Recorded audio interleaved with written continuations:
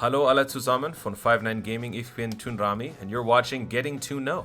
It's the show with questions and even more questions. And yeah, that was some German just now. And today we're getting to know Sunblade as the Supercore member of 59 Gaming, as well as our resident expert on all things speedrunning. You can find him on 59 Twitch, as well as his own YouTube channel, and maybe even in some record books. Sunblade, willkommen in der Show. Well, first off, thank you, and second, I'm very impressed. Well, of course, I didn't know what you're gonna ask me, and I didn't know your lines. And I have to say that your German is pretty solid for an American. I appreciate that. I was really very happy about that. Just be honest. How wrong was some of that? Your accent is kind of weird, quote unquote weird, but yeah. The rest was fine. It's very difficult to combine that with English in a seemingly yes. in a non-existent transition. It's very difficult. Yeah. Let me try one more time. Okay. Mhm. Bist du bereit, Herr Sunblade? Yep, ich bin bereit. Okay. Was that good? Yep. All right. Let's go. I'm really happy about this.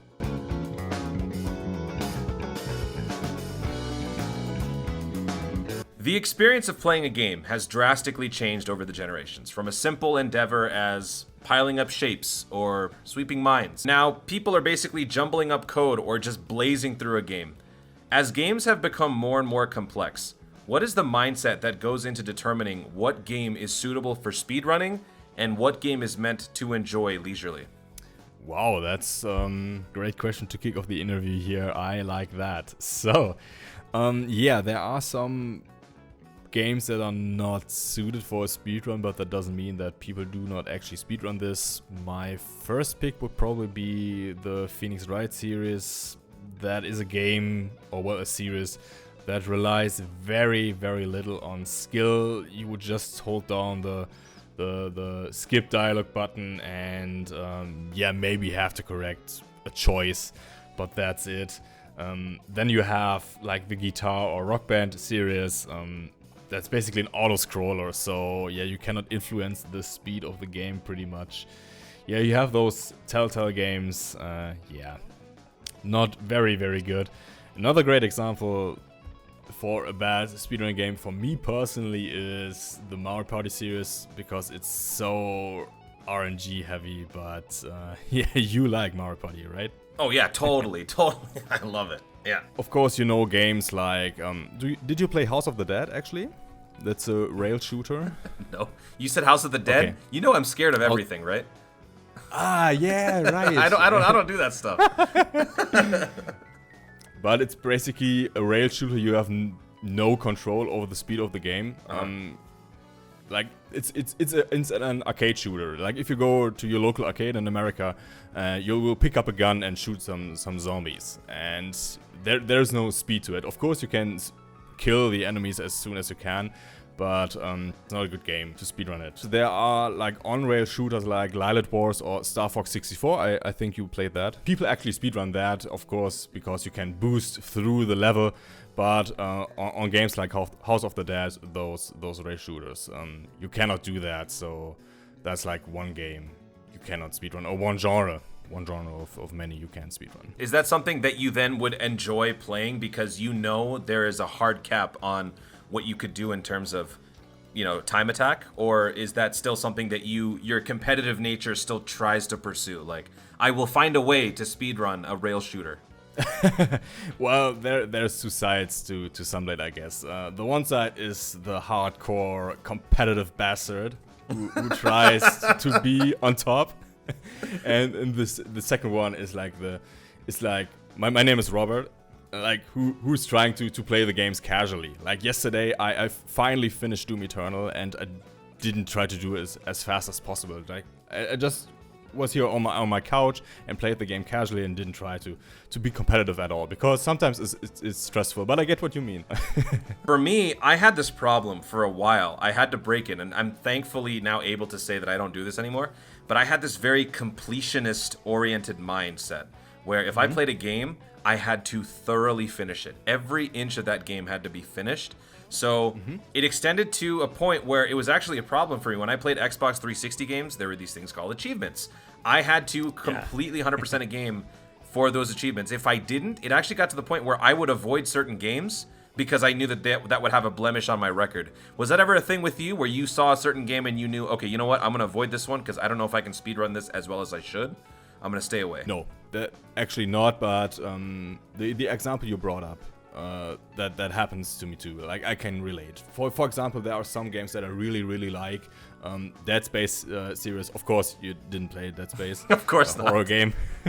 But Deus Ex is another example, like one of my all-time favorites. And when a title like this comes out, I have to get all achievements in that title because it's one of my all-time favorites. It's my duty as a gamer to do that, and I know that pressure. I know that.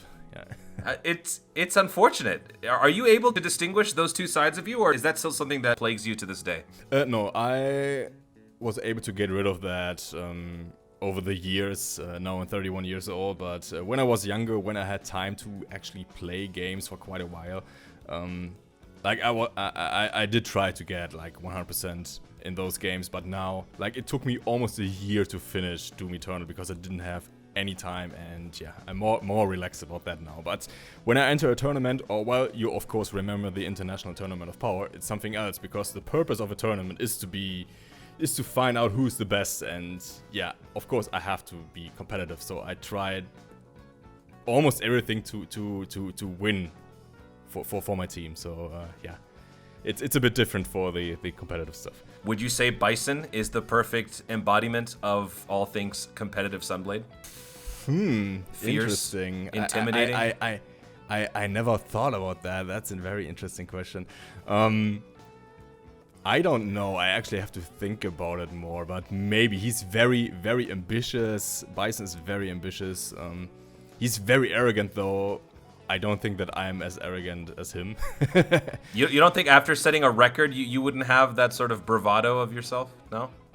No, because the Resident Evil 4 speedrunning scene, like, it has a lot of players. Some of them are better than me now, so I have a lot of respect for them. I'm just like the old guy, or basically Yoda, who watches over that scene. But there are some people, some younger people, who are way better than me, and I'm proud of that.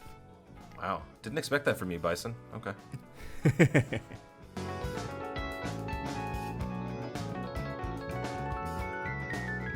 Sunblade, it is no secret that, of course, you are from Germany. Did you know that? Thanks for telling me that. Yeah, okay, good. Holy you didn't crap. know. I just wanted to remind you. Your accent kind of gives it away. Yes, right. Yeah. And you are also a huge Dragon Ball fan, with, of course, your own YouTube channel. Mm-hmm. As someone who's constantly networking now and interacting with people from around the world, how does the global Dragon Ball fandom compare to the communities and circles that you frequent at home in Germany? Wow. It's very similar. Like it's very friendly. I'm happy to be a part of that. The community is so supportive, even though I'm quite small for a Dragon Ball Z Dokkan Battle content creator. But when I entered this community, like the heartwarming welcome was something else. I was very happy about that. Very often you have to prove yourself before the community accepts you, but here that wasn't the case. I think that is the major difference to a German community. Of course, it depends on the average of the age of the players, but yeah, the way the community welcomed me was very nice. We've talked a little bit before about how you and I share a similar tendency to greatly analyze certain facets of the Dragon Ball lore. And we were talking just a couple days ago about my little conspiracy theory about the whole Ultra Instinct concept. And you told me how you also like to really dissect something inside Dragon Ball and go dive deep into that. Yes. Can you walk me through a particular situation where you came across a theory that was so articulate and so well thought out that it completely changed the way you perceived something in Dragon Ball? Well, not to that level, I guess, but I think you remember the Tournament of Power where the first Universe 9, got erased, right? Yeah. And the angel, I think his name was Mojito, he smiled after that, and at that point, like basically everybody thought that some part of the Angel clan and maybe the Shinkan himself was evil, and there was some higher plan to this whole tournament of power thing. And I still remember to this day where I discussed that with my friends, like what is going to happen, and we talked about this for days or maybe even weeks, and unfortunately it didn't play out that way. It was a very simple arc, like always. Now my approach, like, is this, that I don't have any expectations anymore to our arc. Like I think it's the most simplest thing every time. But as somebody who really thinks this kind of thing out, do you ever feel like after a certain arc plays out the way that it does, do you ever sit back and reflect and think, I wish it played out my way because that would have been the better way for the entire franchise? Or do you trust the way a certain arc plays out in a story, in an anime? No. The first thing, obviously. Like, once an arc finishes, like, I sit down with my friends sometimes, grab a beer and talk about the recent arcs. And for example, I'm not happy on how they basically reintroduced 17 once he used his suicide technique. Like he blew himself up. Thank you. And he cancelled out the blast from Jiren, and then he was back. Oh my god, yeah, it was so random. I'm alive now. I don't know how. What? Yeah, it's classic character growth undercut by contrived story, right? It completely negated that whole moment where he talks about being human, and then boom, I'm back. Okay, so I didn't die, so I'm not human anymore. What I have done minimum would be that, like, Jiren, Frieza, and Goku are eliminated, and then, like, oh my god, what is going to happen? No fighters on the stage anymore, and then somehow 17 appears and Universe 7 wins. That would be like the minimum thing I would have done, and not this. Like, yeah, what? I agree with that. But of course, Toei wanted to capitalize on the return of Frieza, and the viewers would be more emotional if 17 would appear at the same time. So I kind of get that, but I'm not the biggest fan of this. Do you think sometimes money and merchandising sometimes hinders the true potential of a storyline? Yeah, maybe in terms of the forms. Ultra Instinct is a good example. We have the Omen form, which does not have the silver hair, and then we have the one with silver hair. I personally don't get why this form has silver hair. Like, what is going to happen if Piccolo gets Ultra Instinct? Like, is his skin silver? He's gonna turn into a raisin. He's gonna turn purple and wrinkly or something. I don't know. They have money and the merchandise in mind, and they think about, what can we do? Can we implement one more stupid form? Like, I personally like the Omen form better because it doesn't have the silver hair. It makes more sense to me. Agreed.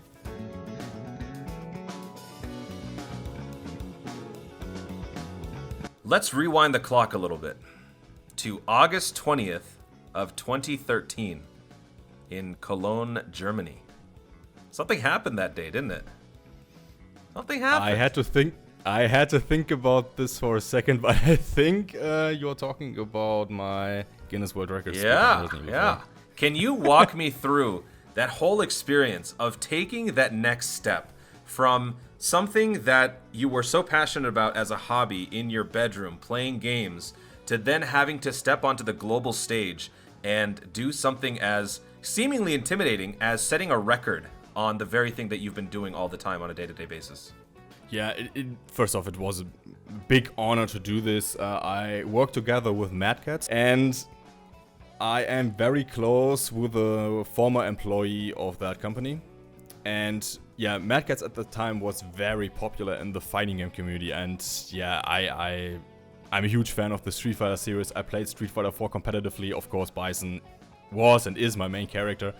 And yeah, I talked things out with her, and yeah, she was like, we have an event right after a huge expo in Germany, in Cologne. Why don't you come to the event and try to get a world record for the Guinness Book of Records? And I was like, wow. Yeah, sure, why not? I can do it. What is the time? Okay, that's the current world record. I can beat it easily. So, and that was the case actually.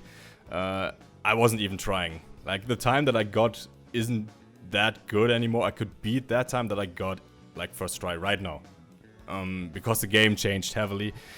The thing is, like, when you want to set a Guinness World Record, you have to go through so many steps in order to do this, and that's why most of the player base doesn't do that. And you have to pay for some of the stuff. Like, I think you have to pay $500 to get the record verified within 1 week. Yeah, the amount of time and stuff you have to do in order to get this record done. Like, but on the other hand, I don't want to brag about it because it's just a Guinness World Record, and a Guinness World Record for games, it's actually not a super big deal within the speedrunning community.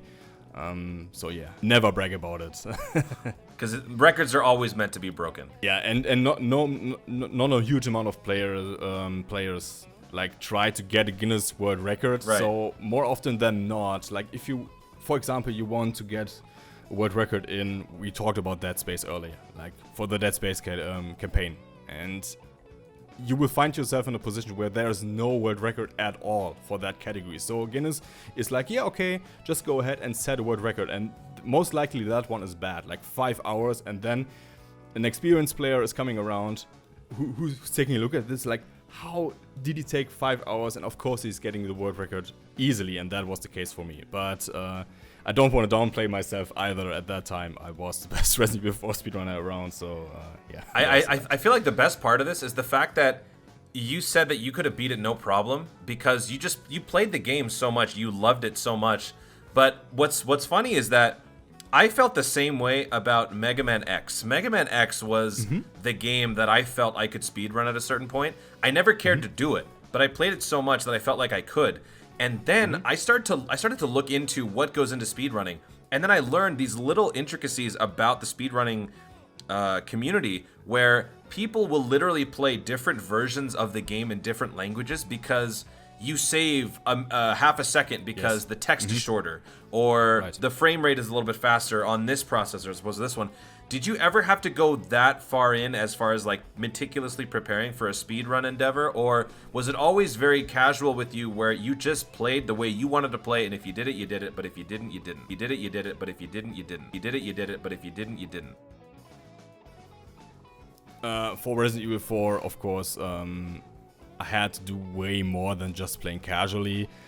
Setting the language is one big example. For like, if you play the GameCube version or even the Nintendo Wii version of Resident Evil 4, the game has to load its subtitles, so I have to turn them off.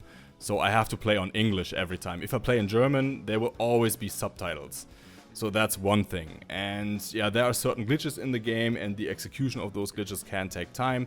And every second counts, especially in New Game Plus. Every second is important. So if I even improve one chapter by 1 second, that's a huge deal, actually.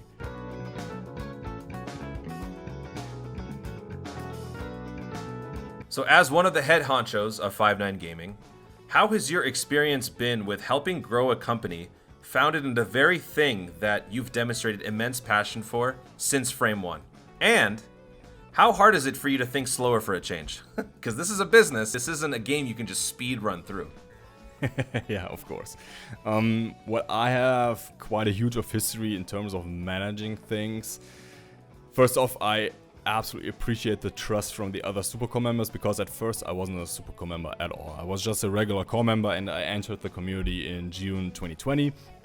And yeah, somehow I was able to get Nola's trust and Gora's and whatnot, and I'm very happy that I'm a big part of this, that my abilities can help 5-9 Gaming grow. It's incredible. It's incredible that I got their trust, and yeah, I guess you can say that I'm a man of commitment, and I'm fully committed to 5-9 Gaming, and that's why I let my own channel down a little bit, but yeah, it's worth it. I'm very happy about it. When are we going to see the great Sunblade return as a speedrunner and take on a new challenge? Do you see that in your future? You can never say no to that, because I set a rule for myself: once Resident Evil 4 gets ported to another console, and that happens a lot. I think no game was ported as often as Resident Evil 4. yeah, of course I go back in and try to set one record, and yeah, I want to see how fast or slow this version actually is, because loading times are a big deal. And yeah, once Resident Evil 4 is out on the Xbox Series X and PlayStation 5, I'll go back in for quite a And while. I foresee some speedrunning challenges taking place in the future of 5.9. So Sunblade, you better be ready, man. There's some people coming for I it. will. There's some people gunning for that spot. I will. Bring it on. Folks, you can catch Sunblade on the 5.9 streams. You can catch him on some YouTube videos. And of course, on his very own YouTube channel, the Speedrunner himself. Sunblade, thank you so much for being here. I appreciate that. Sure, and thank you for interviewing me. It's a great honor to Bitch, be on the bitch. channel. It's still crazy to me. So, Auf Wiedersehen. Tschüss. auf Wiedersehen.